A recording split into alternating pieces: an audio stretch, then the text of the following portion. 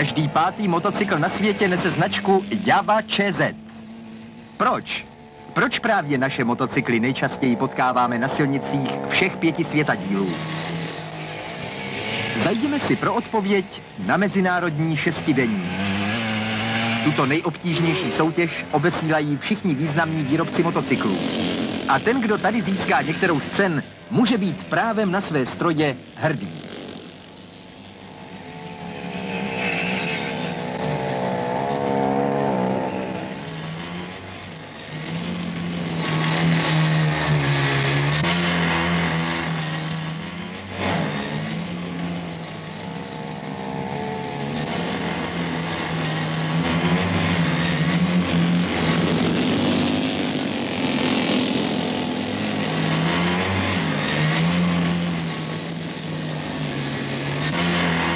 V posledním ročníku šestidenní, který se jel v Gottwaldově, nedojelo soutěž víc jak 20% strojů. Ze západoněmeckých značek zůstalo na trati 15 motocyklů neschopných další jízdy, anglických 6 a polských 5. Dále kapitulovali 4 stroje z Německé demokratické republiky, 3 z Itálie a 3 ze Sovětského svazu, 2 ze Švédska.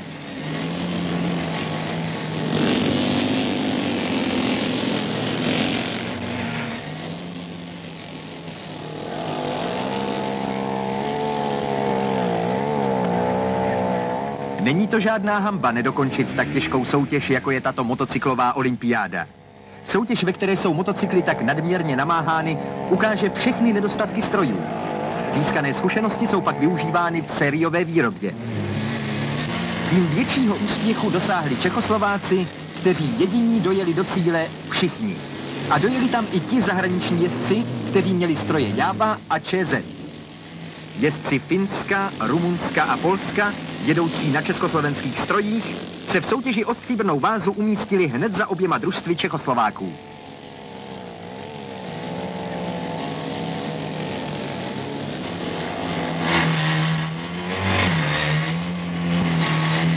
Ale stříbrná váza nebyla jedinou trofejí, kterou jsme získali. Vyhráli jsme také soutěže klubových i továrních týmů. Vyhráli jsme fakticky všechno, protože i tentokrát, a to už po 8., jsme získali i cenu nejvyšší, mezinárodní trofej.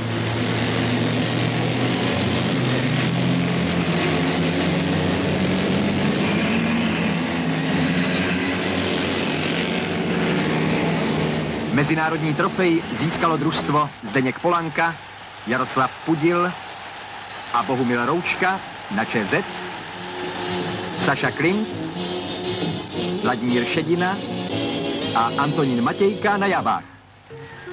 Stejné úspěchy slavily i naše závodní stroje.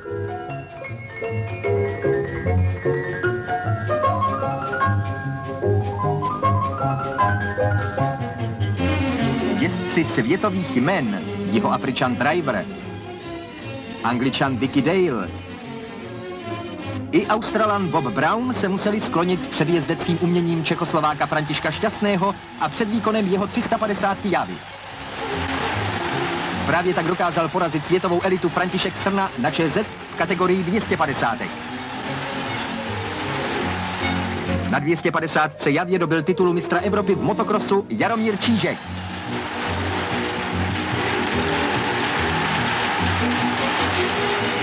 Naše země je skutečnou motocyklovou velmocí. Vyrábíme vynikající stroje, na kterých nám vyrostla nejen řada mistrů řidítek, ale i velký počet jejich následovníků. K získání prvních jezdeckých a technických zkušeností je pořádána řada soutěží pro chlapce, kterým je teprve 14 let. Jezdí ovšem na těch nejslabších strojích, na mopedech a pionýrech.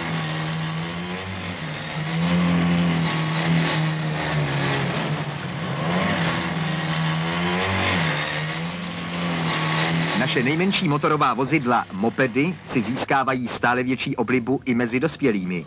Hlavně mezi těmi, kterým nejde o to jezdit stovkou a kteří nemají nejmenší technické znalosti.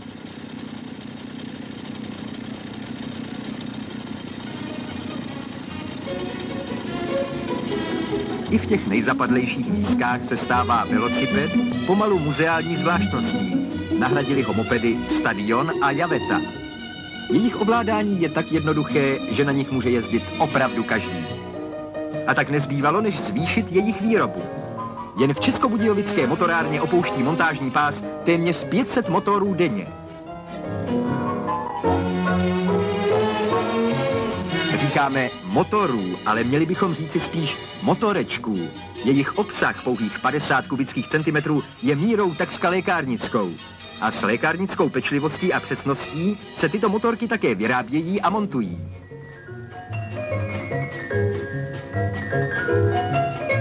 I když je moped nejmenším a nejlevnějším dopravním prostředkem, jeho konstrukce i výroba je stejně dokonalá jako u strojů silnějších a dražších. I jeho zkoušky jsou důkladné a náročné.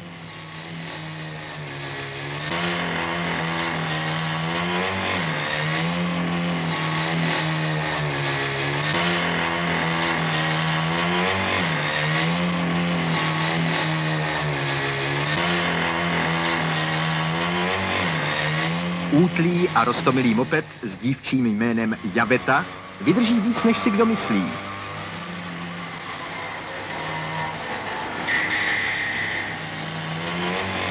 Jen se podívejte.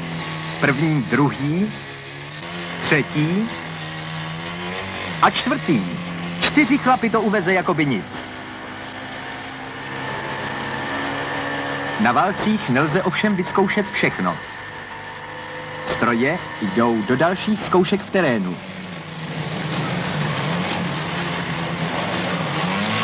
Vedou je ti nejpovolanější. Účastník mistrovství Evropy v motokrosu František Rohn,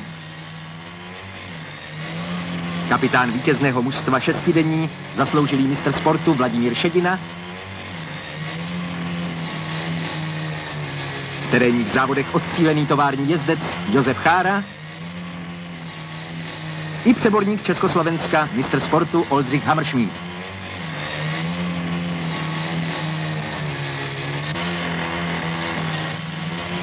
Za místo zkoušek si vybrali trať v Šárce, kde se jezdí jeden ze závodů o mistrovství Evropy v motokrosu. A teď, Javetko, ukaž, co umíš.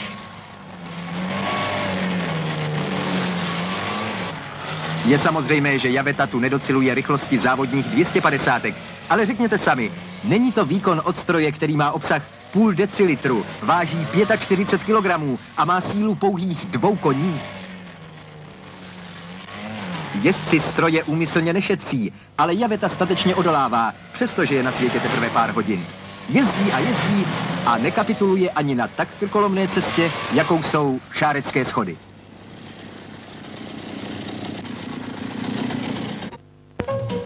Každý hledá pro sebe to nejvhodnější vozidlo. Proto o přízeň velké rodiny motoristů soutěží i skútr. Na silnicích i v přírodě najdeme vedle motocyklů a mopedů také naše skútry.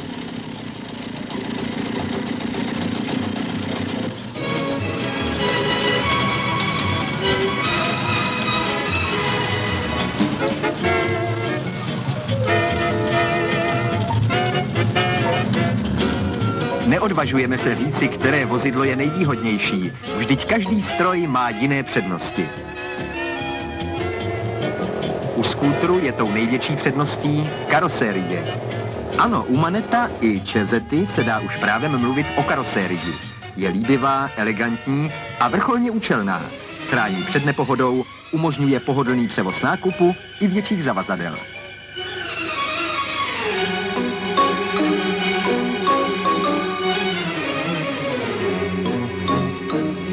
Karosériím se v hantýrce říká kabát. No a naše skútry mají kabát od dobrého krejčího. Není to zakázková práce, ale mistři tu stříhají a šijí podle poslední módy. I doplňky snesou nejpřísnější měřítko.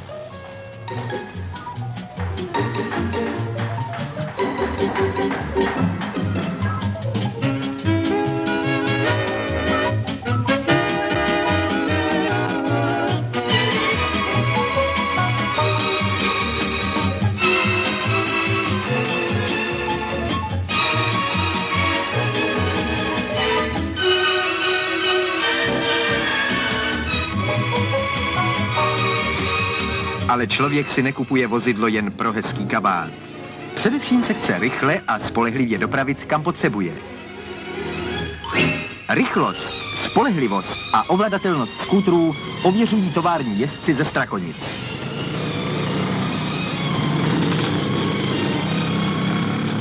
člen vítězného týmu v šestidenní Bohumil Roučka, další úspěšný reprezentant Československa, jeho bratr Alois, silniční závodník, zasloužilý mistr sportu Jiří Koštýř a mladý tovární jezdec Jaroslav Žípek.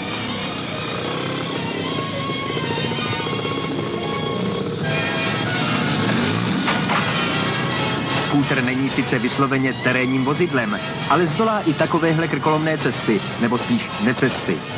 Čezeta musí vydržet všechno. A tady dostává, jak se říká, do těla. 10krát, možná 20krát víc, než v normálním provozu.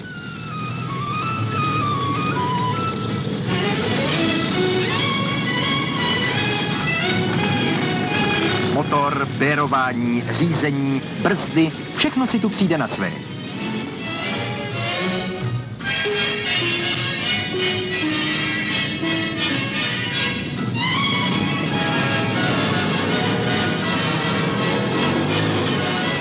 Ale jak už jsme řekli, ČZ je skútr stavěný především k dálkovým jízdám na silnicích. A je stavěn především pro ty, kteří nejezdí v ochranné přílbě a v kožených kombinézách.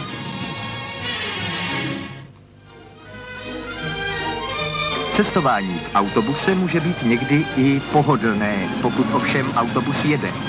V takových situacích si nejlépe uvědomíme, jak dobrý krejčí šil karosérii skútru. Vždyť přitom určitě myslel i na náš kabát.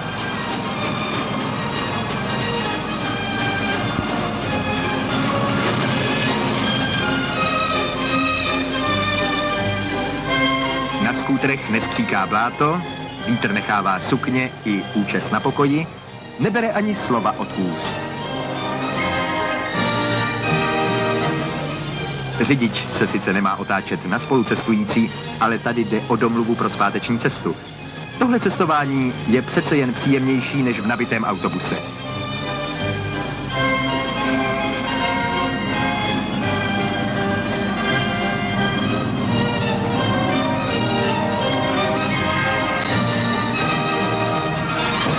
A tak, když jsme se seznámili s různými druhy jednostopých vozidel, jak se jim odborně říká, zbývá si jen vybrat.